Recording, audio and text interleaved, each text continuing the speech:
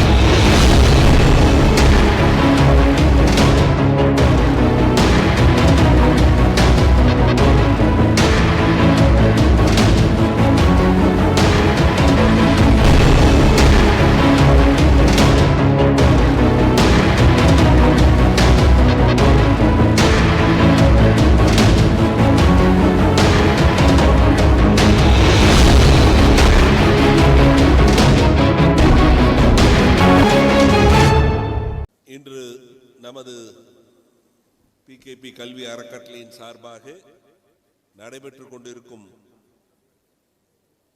இந்த இனிய விழாவில் PKP கல்வி அறக்கட்டளை நிறுவி பள்ளிகளை தொடங்க காரணமாக இருந்த எனது பெற்றோர்களை வணங்கி நமது 33ஆம் ஆண்டு விழா நிகழ்வுகளை வரவேற்பதில் மகிழ்ச்சி அடைகின்றேன். இந்த இனிய விழாவிற்கு தலைமையேற்று சிறப்பித்துக் கொண்டிருக்கும் எங்களது குடும்பத்தின் தலைவர் மரியாதைக்குரிய டாக்டர் சின்னசாமி அவர்களே, முன்னிலை வைத்துக் கொண்டிருக்கும் அவர்கள் வராவிட்டாலும் கூட எங்களுக்கெல்லாம் என்றென்றும் இந்த வளர்ச்சியிலும் எங்களுக்கெல்லாம் ஆலோசனைகளும் கூறிக்கொண்டிருக்கும் எங்கள் அறக்கட்டளையின் உறுப்பினர்களை வணங்கி அவர்களை முன்னிலையில் இந்த விழா நடப்பதில் மற்றற்ற மகிழ்ச்சி அடைகின்றோம். அந்த வகையில் மரியாதைக்குரிய வேளம்பாளையம் பெரியவர் திரு VM பழனிசாமி கவுண்டர் அவர்களையும், டாக்டர் VK முத்துசுவாமி அவர்களையும், திரு S சுரேஷ் பொன்னுவேல் அவர்களையும், எனது சகோதரி திருமதி கல்யாணி சின்னசாமி அவர்களையும், எனது துணைவியார் திருமதி திலகவதி அருண் அவர்களையும் வருக வருக என வரவேற்கின்றேன். அதே போல இந்த 33ஆம் ஆண்டு விழாவிற்கு சிறப்பு விருந்தினராக கலந்து கொண்டுள்ள ஈரோடு மாவட்டத்தின் தனியார் பள்ளிகளின் டிஓ மரியாதைக்குரிய எங்கள் இனிய நண்பர் திரு R கேசவகுமார் அவர்களை உங்கள் சார்பாகவும் PKP கல்வி அறக்கட்டளையின் சார்பாகவும் இங்கு பணியாற்றி கொண்டிருக்கும் அத்துணை ஆசிரியர்களின் சார்பாகவும் வருக வருக என வரவேற்பதில் மற்றற்ற மகிழ்ச்சி அடைகின்றேன். ஐயாவை பொறுத்த மட்டில் அவர்கள் அதிகாரியாக மட்டும் இல்லாமல் நமக்கு ஒரு இனிய நண்பராகவும் இனிய தோழராகவும் 24 மணி நேரமும் நமக்கு எந்த உதவி தேவையானாலும் நமக்கெல்லாம் வழங்கி கொண்டிருக்கிறார்கள். ஆண்டவனை கேட்கக்கூடிய ஒரே இது, ஐயா நிரந்தரமாக ஈரோட்டிலேயே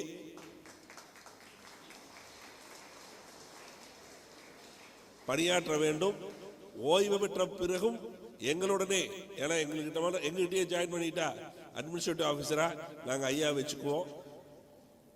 ஸோ அவர்கள் காலம் முழுவதும் ஈரோட்டை சார்ந்தே இருக்க வேண்டும் என்கிறதை நாங்கள் எல்லாம் வல்ல இறைவர்களே வேண்டுகிறோம். அந்த விதத்தில் மிக இனிய நண்பர். ஏன்னா ஒரு அதிகாரி என்ற தோரணை இல்லாமல் எப்ப கூப்பிட்டாலும் நமக்கு என்ன தேவைகள் ஆனாலும் அதை உடனுக்குடன் சரி செய்து கொடுக்கும் வல்லமை பெற்றவர். நமக்கு ஈரோடு மாவட்டத்தின் பொறுத்தவரை, தனியார் பள்ளிகளை பொறுத்தவரை ஐயா நமக்கெல்லாம் அதிகாரியாக கிடைத்திருப்பது நாம் செய்த வரம் என்றே சொல்ல வேண்டும். அந்த அளவில் நாம் எல்லாம் ஒரு இனிமையாக கடந்த ஐயா ஜாயின் பண்ணதிலிருந்து நாம் எல்லாம் ஒரு இனிமையாக இந்த வருடத்தை கழித்துக் கொண்டிருக்கின்றோம். அந்த வகையில் அவரை வருக வருக என வரவேற்பதில் மற்றற்ற மகிழ்ச்சி அடைகின்றேன். அதே போல ஜே.எஸ். வினோதன் என்கின்ற அதியமான், அவர் ஐயாவோட ஸ்டூடெண்ட்டுங்க. ஸ்கூல்ல ஐயா டீச்சரா இருக்கும்போது அவர் ஸ்டூடெண்ட் பார்த்தா அப்படி தெரியாது. இவரு டீச்சராகவும் அவர் ஸ்டூடெண்டாகவும் தெரிஞ்சிருவாரு. பட் ஸ்கூல்ல 3 சப்ஜெக்ட் எடுத்தாராமா. அந்த விதத்தில் ஏன்னா அவர் அப்போ படிக்க வச்சு இன்னைக்கு நிகழ்ச்சி அறிவிப்பாளர் அகில இந்திய வானொலி நிலையம் தர்மபுரியில் அந்த அளவில் ஒரு உயர்ந்த பொறுப்பில் வரக்கூடிய அளவில் அவர் அன்றைக்கு பாடம் நடத்தி இருக்கிறார். அவரிடம் படித்த மாணவன் இன்று உங்களுக்கெல்லாம் ஒரு சிறந்த அறிவுரைகளை கூற, நீங்களும் அவரை போன்று வரும் காலங்களில் வர வேண்டும் என ஒரு உயரிய நோக்கத்தோடு உங்களுக்கெல்லாம் ஒரு சில மணித்துளிகள் ஒரு அறிவுரைகள் சொல்ல நம் அழைப்பினை ஏற்று இங்கே வந்துள்ளார்கள். அவர்களுக்கும் எங்களது குடும்பத்தின் சார்பாகவும், ஆசிரியர் பெருமக்களின் சார்பாகவும், மாணவ மாணவிகளின் சார்பாகவும் மற்றற்ற மகிழ்ச்சியை தெரிவித்துக் கொண்டு வருக வருக என வரவேற்பதில் மகிழ்ச்சி அடைகின்றேன். அதே போல எனது சகோதரர் திரு ஆடிட்டர் சக்திவேல் அவர்களையும் இந்த இனிய நிகழ்விற்கு வருக வருக என வரவேற்பதில் மற்றற்ற மகிழ்ச்சி அடைகின்றேன். அதே போல பெற்றோர்கள், ஒளி அமைப்பாளர்கள், பத்திரிகை நண்பர்கள், சிறப்பு வகுப்பு ஆசிரியர்கள் அத்தனை பேரையும் இந்த இனிய விழாவிற்கு வருக வருக என வரவேற்கின்றேன். தமிழே உன்னை, உலங்கவர் ஓவியமே, உற்சாக காவியமே, ஓடை நறுமலரே, ஒளியுமிழ் புதுநிலவே, அன்பே அழகே அமுதே உயிரே இன்பமே இனிய தென்றலே, பனியே கனியே பசுந்தோகை மயிலே, பலரச சுவையே மரகத மணியே, மாணிக்க சுடரே மன்மத விளக்கே என்றெல்லாம் அழைத்திட தோன்றுகிறது. ஆனால் தமிழே உன்னை தமிழே என்று அழைப்பதில் உள்ள இன்பம் வேறு எந்த சொல்லிலும் இல்லை என்பேன். பிறந்து சிறந்த மொழிகளில் சிறந்தே பிறந்த தாய்மொழிக்கு என்னுடைய முதற்கண் வணக்கம். ஒரு அற்புதமான நிகழ்ச்சி. ஒருவனுக்கு எதை கொடுக்காவிட்டாலும் கல்வியை கொடுக்க வேண்டும் என்பதற்கு எடுத்துக்காட்டாக நம்முடைய பிகேபி பள்ளியினுடைய சார்பாக 33வது ஆண்டு விழாவின் நிகழ்ச்சிக்கு தலைமை தாங்கியிருக்கிற தலைவர், பிகேபி கல்வி நிறுவனங்களுடைய தலைவர் வி.எஸ். சின்னசாமி அவர்களே, ஆய்வுரை, விரிவுரை, விளக்க உரை, நய உரை, தெளிவுரை, பொலி உரை என எத்தனை உரைகள் இருந்தாலும் வந்தவர்களையெல்லாம் வரவேற்கிற தமிழர்களுடைய பண்பாட்டு உரை, வரவேற்புரை நல்கி அமர்ந்திருக்கிற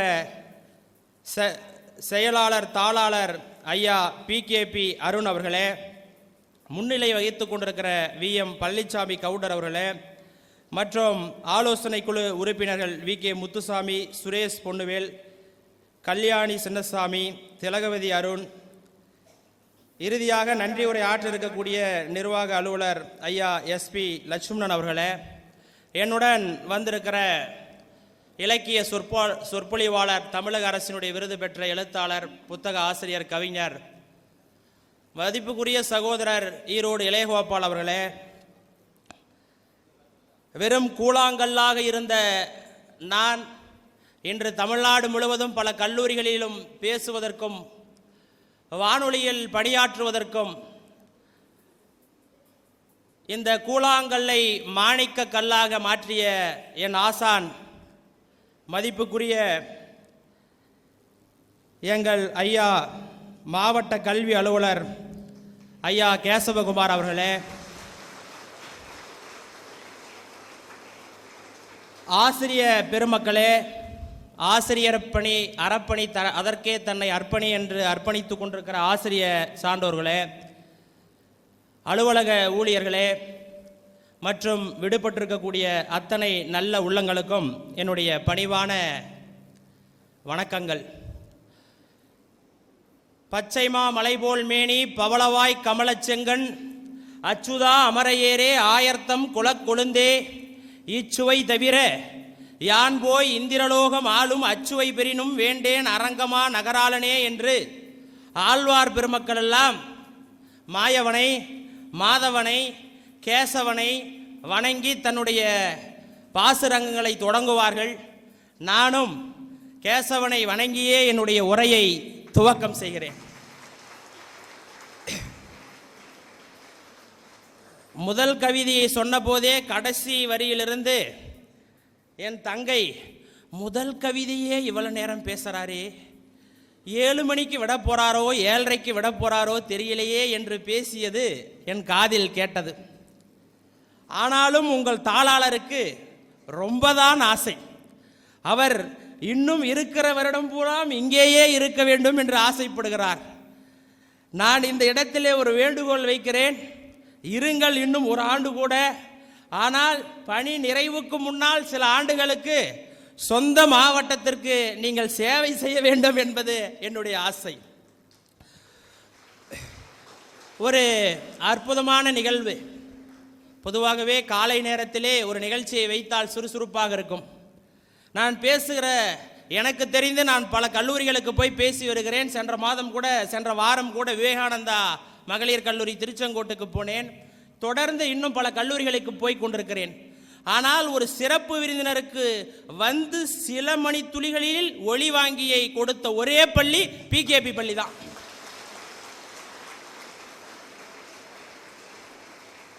அவ்வளவு நேர்த்தியாக ஒவ்வொரு நிகழ்ச்சியும் சரியான நேரத்தில் இருக்க வேண்டும் என்பதற்காக இங்க இருக்கிற ஆசிரியர், தலைமை ஆசிரியர், அதே போல தாளாளர் உள்ளிட்ட ஒரு நேர்த்தியாக வந்தது முதல் இப்போது வரை சிறப்பான ஒரு ஏற்பாடாக இருக்கிறது என்றால், ஒரு நிகழ்ச்சியே இவ்வளவு சிறப்பாக செய்கிறார்கள் என்றால் பள்ளி நிர்வாகத்தை எப்படி கட்டமைத்திருக்கிறார்கள் என்பதை என்னால் உணர முடிகிறது.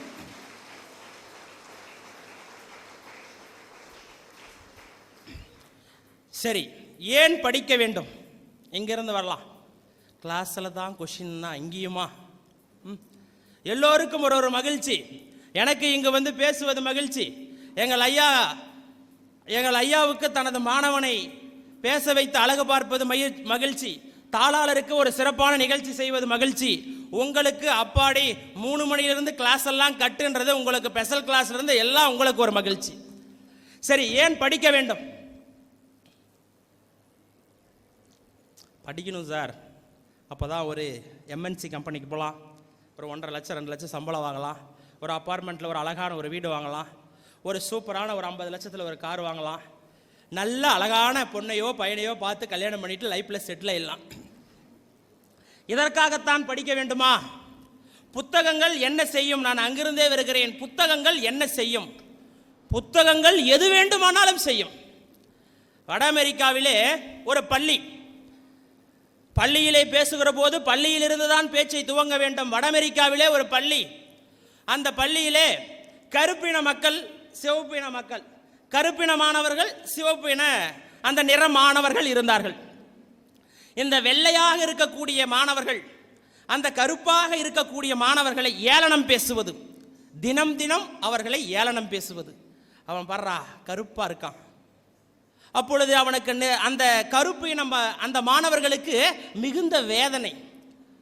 தினமும் வெள்ளையாக இருக்கிற மாணவர்கள், நான் சொல்லுவது பல ஆண்டுகளுக்கு முன்னால் வட அமெரிக்காவில், அந்த சிவப்பாக இருக்கக்கூடிய மாணவர்கள் கருப்பாக இருக்கக்கூடிய மாணவர்களை ஏளனமாக இழிவாக பேசிக்கொண்டே இருந்தார்கள்.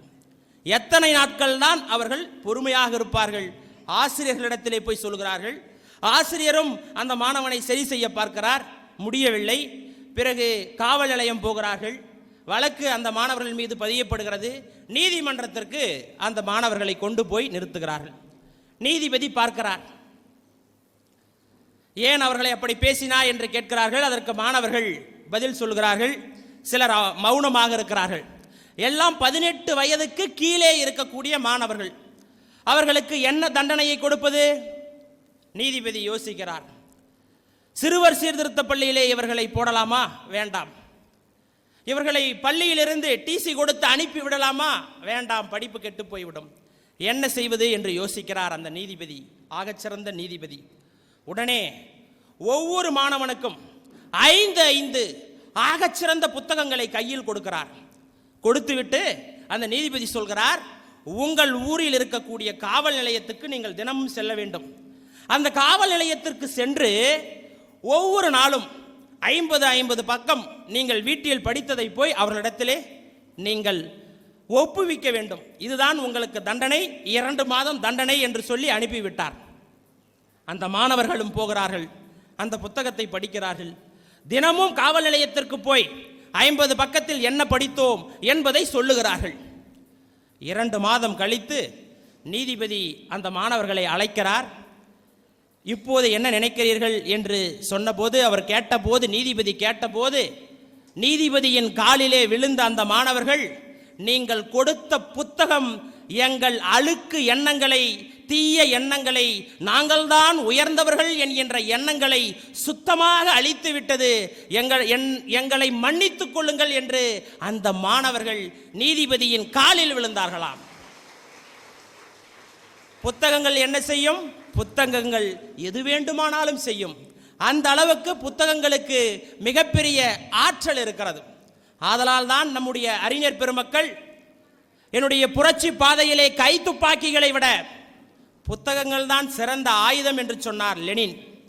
எங்கே நீங்கள் தங்குவதற்கு இடம் எடுக்க வேண்டும், அறை எடுக்க வேண்டும் என்று சட்டமாமேதை அண்ணல் அம்பேத்கரிடம் கேட்டபோது, எங்கு நூலகம் இருக்கிறதோ அதற்கு பக்கத்தில் எடுங்கள் என்று சொன்னார். எழுத்து என் தெய்வம், எழுதுகோல் என் தெய்வம் என்று சொன்னார் பாரதி. காலையில் படி, கடும்பகல் படி, இரவில் படி என்று சொன்னார் பாவேந்தன் பாரதிதாசன். ஒரு நூலகம் திறக்கப்படுகிற போது, ஒரு நூலகம் திறக்கப்படுகிற போது 1000 சிறைச்சாலைகள் மூடப்படுகிறது என்று சொன்னார் சுவாமி விவேகானந்தர்.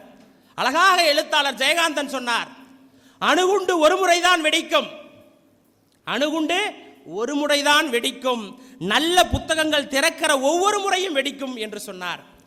இன்னும் வாழுகிற கவிஞர் ஐயா நெல்லை ஜெயகாந்தன் சொன்னார், புத்தகத்தை மேலிருந்து கீழ் நோக்கி வரி வரியாக படிக்கிற போது, புத்தகங்களை மேலிருந்து கீழ் நோக்கி வரி வரியாக படிக்கிற போது நம் வாழ்க்கை கீழிருந்து மேல் நோக்கி உயர்கிறது என்று சொன்னார். இதுதான் புத்தகங்கள் தருகிற புரட்சி. அந்த புத்தகங்களை நீங்கள் படிக்க வேண்டும். வெறும் பாட புத்தகம் மட்டும் படித்தால் போதாது. பிகேபி பள்ளியிலே படித்து தன்னுடைய லட்சிய கனவுகளை உருவாக்கக்கூடிய மாணவர்கள் வெறும் சிலபஸிலே கூடு கட்டி அதோடு முடிந்துவிட போய்விடக்கூடாது. ஒரு ஆகச்சிறந்த சிந்தனையாளர்களாக, கருத்தாளர்களாக மாற வேண்டும் என்பதுதான் இந்த 33வது ஆண்டு விழாவினுடைய நோக்கம் என்பதை நீங்கள் மறந்து விடாதீர்கள். நிறைய பேருக்கு கொஞ்சம் கஷ்டமாக இருக்கும். ஏன் கஷ்டமாக இருக்கும்? எப்போ பார்த்தாலும் டெஸ்ட்டு, எப்போ பார்த்தாலும் மாடல் டெஸ்ட்டு. உங்கள் வயதிலே நாங்கள் அப்படித்தான் நினைப்போம். இங்கு அமைதியாக அமர்ந்து கொண்டிருக்கிறாரே எங்கள் ஐயா கேசவகுமார் அவர்கள், காலைல 7 மணிக்கே கிளாஸ்க்கு வர வச்சிருவார். பழைய ஹீரோ ஹோண்டா ஒரு ரெட் கலர் வண்டி இருக்கும், அதில் ஸ்ப்ளெண்டர் ப்ளஸ், அதில் பிரேக் அடித்தா கண்ணின் மணி கண்ணின் மணின்னு ஒரு சீரியல் அந்த டியூன் கேட்கும். அப்போ கட்டின வாட்சியை ஒரு மனிதன் எப்படி எல்லோருக்கும் பணிதாம், ஒரு அழகான திருக்குறள் வரும், பணிவு என்பது வாழ்க்கையில் மிக முக்கியமானது. அப்போ என்ன வாட்ச் கட்டியிருந்தாரோ இவ்வளவு பெரிய உயரத்தை தொட்ட உடனும் அவர் அதே வாட்ச் தான் கட்டியிருக்காரு. எனக்கு நல்லா நினைவு இருக்கு.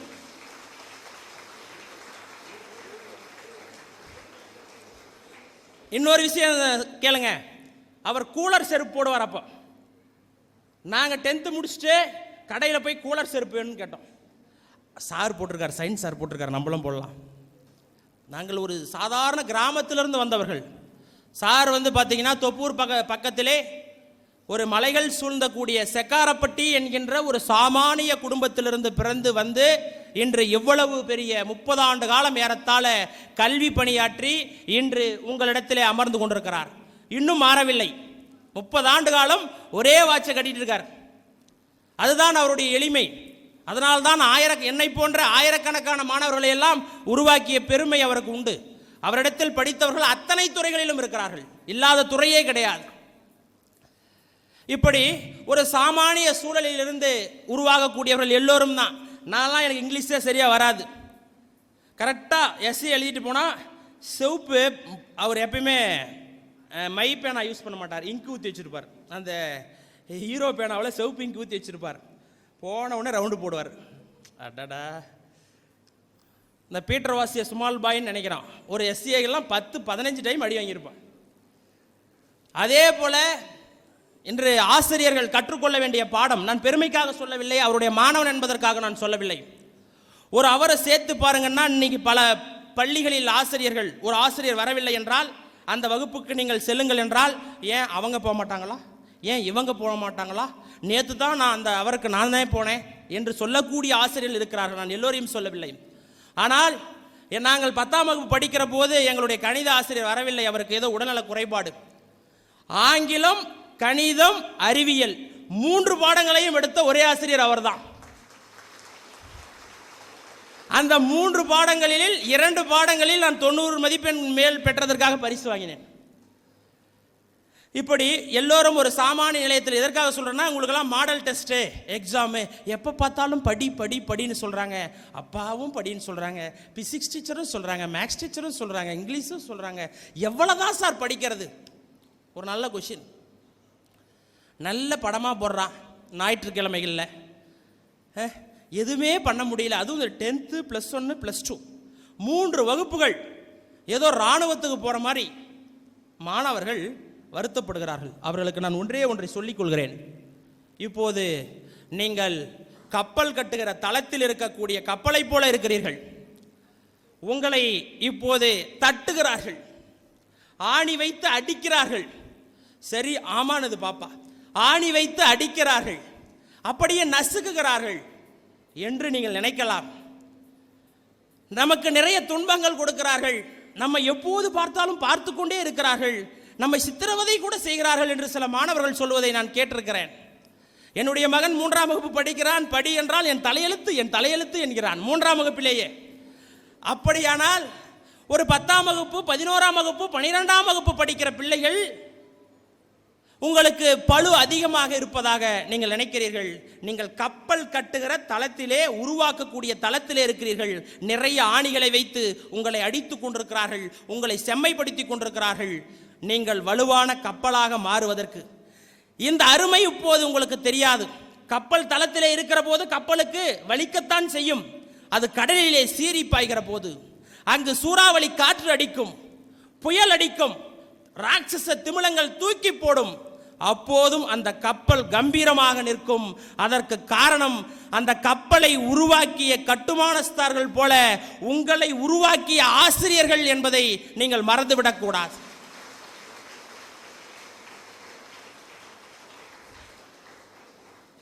இன்னும் சொல்ல வேண்டுமானால், ஏன் எல்லாம் படின்றாரு? நம்ம தாளாளர் நல்லா படிக்கிறாங்க, படிங்க. நம்முடைய பிரின்சிபல், ஆசிரியர்கள் எல்லோரும் ஏன் படி என்று சொல்கிறார்கள்?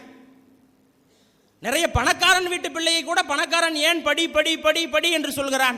கோடிக்கணக்கில் வசதி இருக்கிறது, வாய்ப்பு இருக்கிறது, ஏன் படிக்க சொல்கிறார்கள்? பணம் காப்பாத்துமா? அது பெரிய கேள்வி. ஆனால் கடைசி வரை ஒரு மனிதனை கல்வி காப்பாற்றுகிறது.